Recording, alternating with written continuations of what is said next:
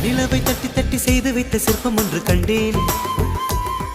அதன் விழிகளில் வழிவது அமுதல்ல விஷம் என்று கண்டேன். அதன் நிழலையும் தொடுவது பழி என்று விலகிவிட்டேன்.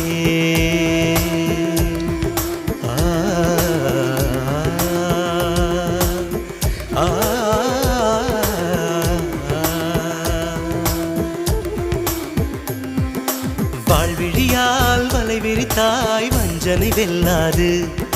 வலைகளிலே மீன் சிக்கலாம் தண்ணீர் என்றும் சிக்காது. வா என்றால் நான் வருவதில்லை, போ என்றால் நான் மறைவதில்லை. இது நீ நான் என்ற போட்டி அல்ல. நீ ஆணையிட்டு சூடிக்கொள்ள ஆண்கள் யாரும் பூக்கள் அல்ல.